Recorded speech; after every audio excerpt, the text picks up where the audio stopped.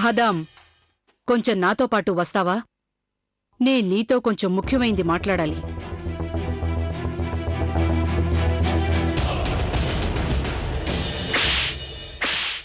ఏంటమ్మా అసలు నువ్వేం చేస్తున్నావు? ఆపు, మాట్లాడకు.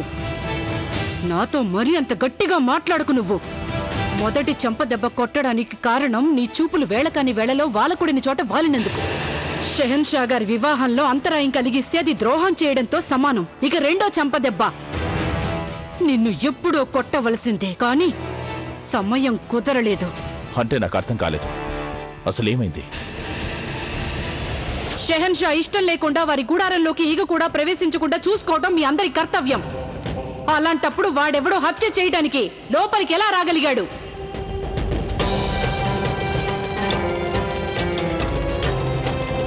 నేను అడిగిన దానికి సరైన సమాధానాలు చెప్పండి, లేదంటే ఈ మౌనానికి తగిన శిక్ష పడుతుంది. మాట్లాడతారా లేదా మీరు? దయచేసి క్షమించండి మహామంత్రిని. ఒక్క క్షణం కూడా అలక్ష్యం చేయలేదు మేము. జనాబ్ ఆదాం ఖాన్ గారు వచ్చి స్వయంగా తనిఖీ చేశారు. ఆదాం ఖానా? ఏదో అదృష్టం బాగుండి ఆ ద్రోహి ఎవరో కనుక్కునే బాధ్యత జలాలు నాకు అప్పగించారు. లేదంటే ప్రస్తుతం నువ్వు ఇలా వంకర చూపులు చూడ్డానికి బదులు ఖైదీలో ఉండేవాడివి, లేదా సమాధిలో ఉండేవాడి. ఏంటమ్మా అర్థం లేకుండా మాట్లాడుతున్నా? నేను కూడా జలాల్ క్షేమం కోరుకునేవాణ్ణి. నేను నా బాధ్యతను నిర్వర్తించడానికి వెళ్ళాను. నువ్వు వెళ్ళింది నీ బాధ్యత వల్ల కాదు, నీ పగ తీర్చుకోవాలని వెళ్ళావు ఆదాం ఖాన్. సైనికుల దృష్టి మళ్లించడానికి నువ్వు అక్కడికి వెళ్ళుంటావు. అప్పుడే నీ సేవకుడు అస్లాం ఖాన్ జలాల్ గుడారంలోకి చెరబడ్డానికి నువ్వు వీలు కల్పించావు. నేనంటుంది నిజమే కదా? మరి నీకంతగా చావాలనుంటే నువ్వొక పని చెయ్యి, విషం మింగు. నదిలో దూకి చావు, లేదా కత్తితో పొడుచుకొని చావు. ఇలాంటి తెలియతకు పనులు చేసి నీకు నాకు కూడా చావు కొని తీసుకురాకు. ఈ రోజు వరకు జలాల్ సేవకురాలన్న మంచి పేరుంది నాకు. దానికి లేనిపోని కలంకం తెచ్చిపెట్టకు నువ్వు. ఏ ఆగో, అక్కడ ఎరుపు పసుపు దుస్తుల్లో ఉన్న అమ్మాయిలు ఎవరు? ఒకరు మోతీబాయ్, మరొకరు రేవాబాయ్. రాజకుమారి జోదా గారికి దాసీలు వాళ్ళు. నువ్వెళ్ళు. మోతీబాయ్. వధూవరులు సప్తపదికై లేచి నిలబడండి.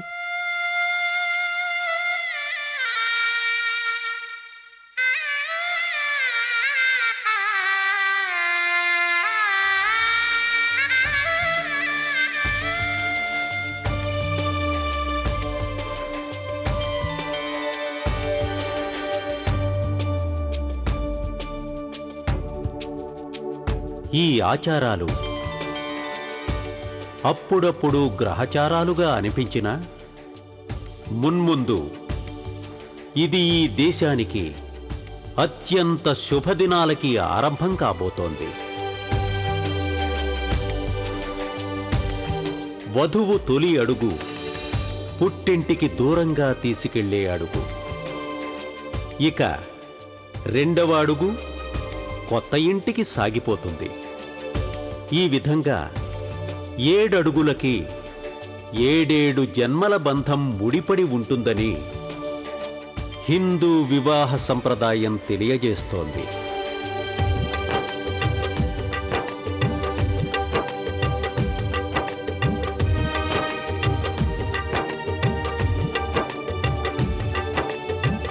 ఈ పెళ్లి కూతురు తను వేసే అడుగులు ఎంత భారంగా వేస్తోందో అంతకంటే ఎక్కువగా తనకి అయిన వాళ్ళందరూ తమ గుండెల్లో భారాల్ని మోస్తున్నారు.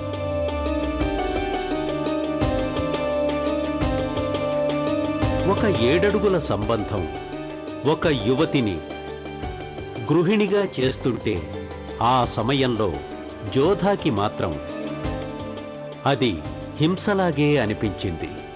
కాకపోతే ఎంతటి వారైనా సరే విధి ముందు తలవంచక తప్పదు కదా.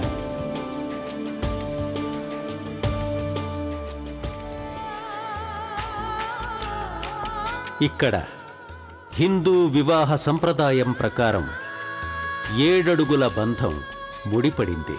కాకపోతే అది ఒకరికి మోదం కలిగిస్తే మరొకరికి ఖేదం కలిగించింది. అయినా అది తాత్కాలికమనే చెప్పాలి.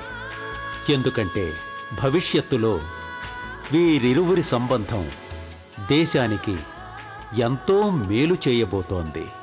ఆ విషయం విధికి మాత్రమే తెలుసు.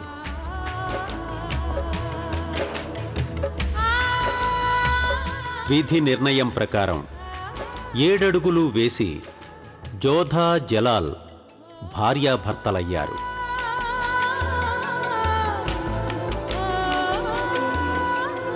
ఇప్పుడిక తరువాతి తంతు ప్రారంభిద్దాం.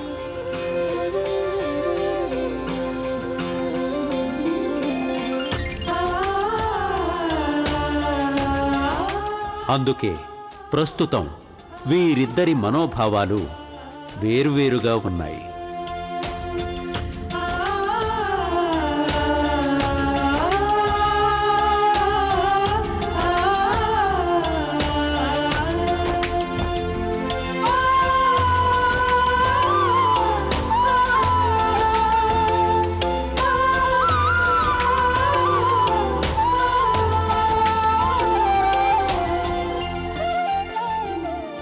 జోధా రాకుమారి, ఇప్పుడు మీరు వాగ్దానం చెయ్యాలి. నేను ఏం చెప్తే అదే మీరు చెప్పాలి. ఓ నా దైవమా, ఓ నా దైవమా, తమరితోటే నా అదృష్టం ముడిపడి ఉంది.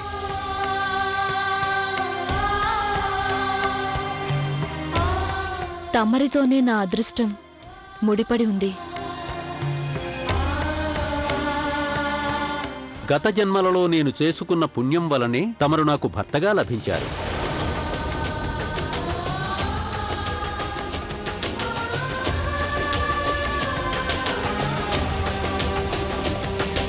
గత జన్మలలో నేను చేసుకున్న పుణ్యం వలనే తమరు నాకు భర్తగా లభించారు. దాని ఫలితంగా నేను తమరికి భార్యనయ్యాను. దాని ఫలితంగా నేను తమరికి భార్యనయ్యాను.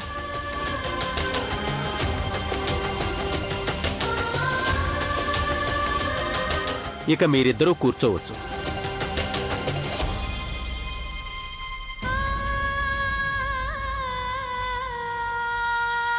షహెన్షా, తమరు జోధానుదుట తిలకం దిద్దండి.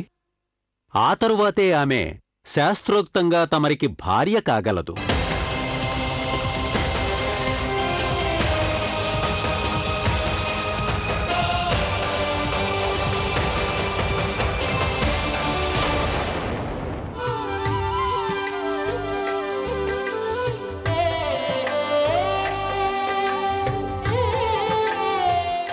జోధా నుదుట జలాల్ దిద్దే తిలకం, ఆమె పాపిట సింధూరం ఆ ఇద్దరి జీవితాల్ని ఎలాంటి మలుపులు తిప్పబోతున్నాయో ఆ విధికే తెలుసు. వారిద్దరి కాపురం అన్యోన్యంగా సాగితే అదే ఆ దేశానికి మేలు చేస్తుంది. కాకపోతే విధి ఏమి ఆట ఆడిస్తుందో చూద్దాం. ఎందుకంటే ఎంతటి వారైనా విధి చేతిలో కీలుబొమ్మలే కదా.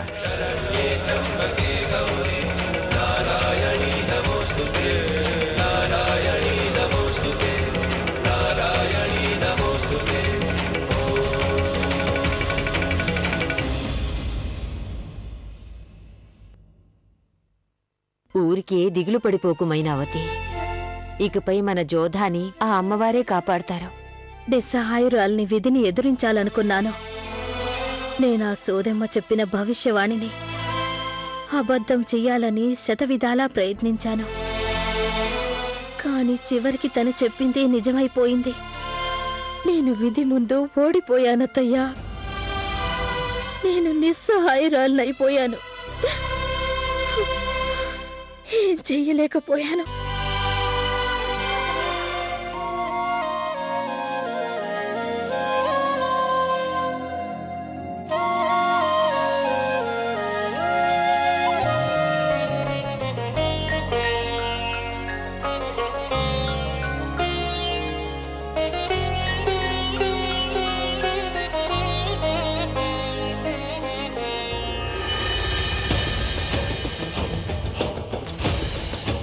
మా పాదరక్షలు ఎక్కడున్నాయి?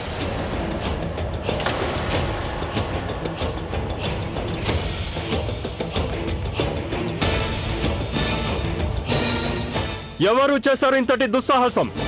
షహన్షా గారి జోలే దొంగలిస్తారా? గతంలో ఇలాంటి తప్పే ఒకడు చేసినప్పుడు షహన్షా గారు వాడి కాళ్ళే నరికించేశాడు.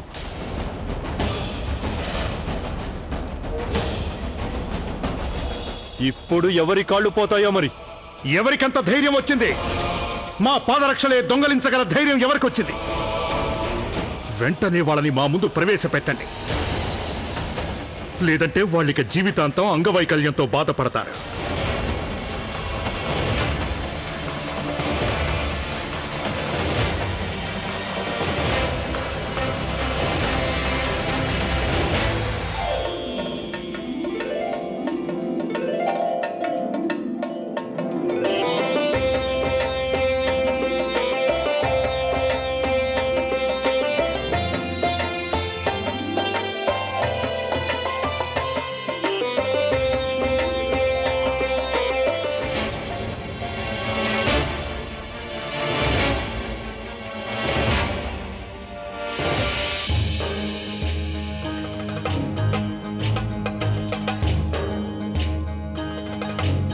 ఎవరు మీరంతా? మేం తమరి మర్దల్లం. పెళ్లిలో బావగారి జోళ్లు దొంగలించడం ఆనవాయితీ. అప్పుడు ఆయన దగ్గర నుంచి ఏదైనా వసూలు చేసి జోళ్లు తిరిగిస్తారు. ఏం వసూలు చేస్తారు? కానుకలు వసూలు చేస్తాము. ఖచ్చితంగా వాటిని బావగారు ఇచ్చే తీరాలి. కానుకలు ఇవ్వకపోతే మీ జోళ్లు కూడా తిరిగివ్వము. అయితే మేము కొత్త జోళ్లు తెచ్చుకుంటేను? అప్పుడు మేము వాటిని కూడా దొంగలిస్తాం.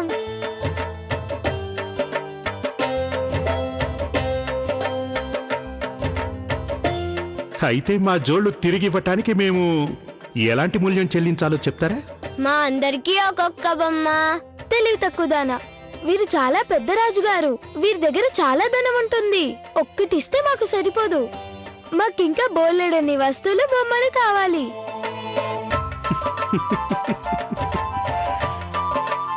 తమరలా నవ్వి మమ్మల్ని పరిహాసం చేయకూడదు మామయ్య గారు. ఇది మా సంప్రదాయాల్ని అవమానించడంతో సమానం.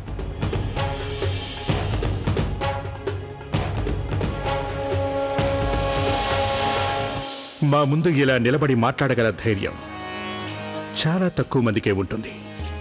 కానీ అది మీరు చేసి చూపించారు చిన్న రాకుమార. షరీఫుద్దీన్, ఈ ఊళ్ళో ఎన్ని బొమ్మల దుకాణాలున్నాయో వాటిలో ఉన్న ప్రతి బొమ్మని కొని తీసుకురండి. వాటిని వీళ్లకు కానుకగా ఇవ్వండి. అది సరిపోతుందా? అది చాలదు. దుస్తులు కావాలి, మిఠాయిలు ఇవ్వాలి. వాళ్ళు అడిగింది విన్నావా షరీఫుద్దీన్? చిత్తం షహన్షా. ఇక తమరి బహుమతి ఆనవాయితీగా ఇచ్చే కానుక తమరికి తప్పకుండా తరువాత అందజేయబడుతుంది చిన్న రాకుమార. ప్రస్తుతానికి చిన్న రాకుమారులు మా జోళ్లు మాకు తిరిగిప్పిస్తారా? జోళ్లు తిరిగిచ్చేయండి.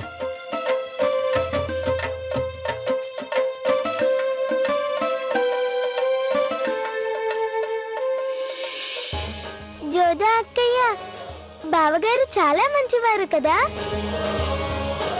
అవును, బోల్డని కానుకలు ఇస్తున్నారు మాకు. నిజంగా ఎంతో మంచివారు.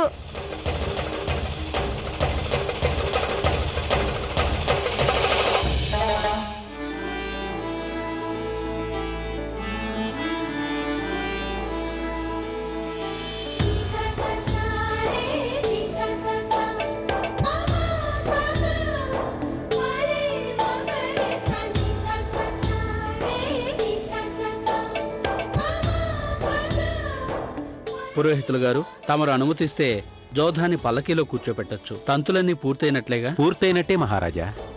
ఒకటి మాత్రం ఇంకా పూర్తి కాలేదు నాన్నగారు. మన మాతృభూమి మట్టి.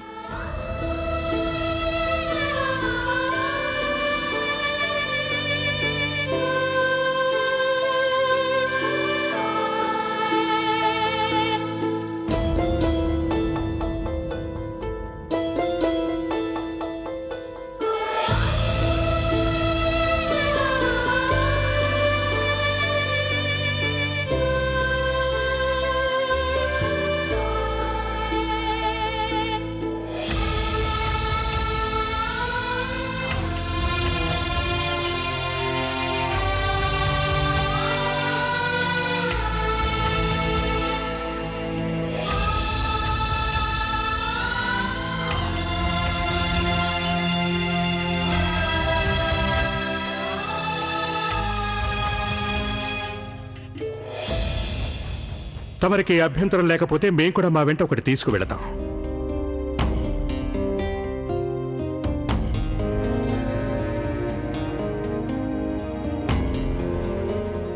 మేం వీరిని మా వెంట తీసుకువెళతాం. చిన్న రాకుమారుడు, నువ్వు జోధాకి రక్షణ కల్పించాలనుకున్నావు కదా, మీ కుటుంబానికి కూడా రక్షణ కల్పిస్తావా నువ్వు? భారమల్లు గారు, మేము యువరాజు మాన్సింగ్ని మా వెంట తీసుకెళ్లదలిచాం. అందుకు బదులుగా మీకు వాగ్దానం చేస్తున్నాం.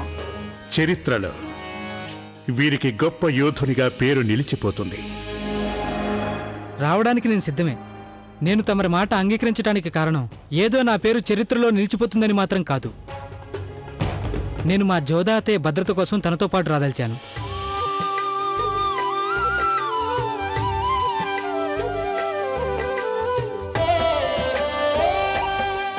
షెహన్షా, తమరు మాన్సింగ్ని జాగ్రత్తగా చూసుకుంటారని నాకు నమ్మకం ఉంది. అయితే నేను కోరేది ఏమిటంటే వారి తండ్రి భగవాన్ దాస్ను కూడా తమరు వెంట తీసుకెళ్లమని. అందుకు వీరికి అభ్యంతరం లేకపోతే మాకు కూడా ఎలాంటి అభ్యంతరం లేదు.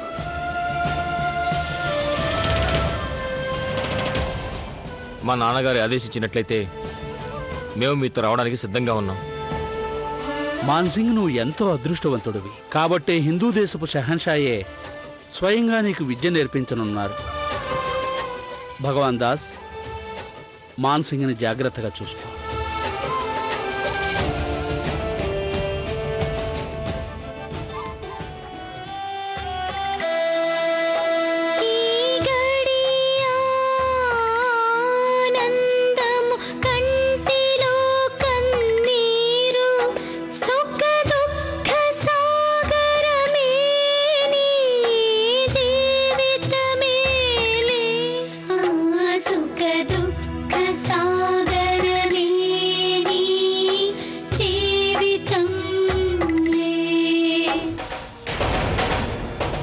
ఇక నువ్వు నా నుంచి ఏమీ తీసుకోలేవు జోధాక్కయ్య.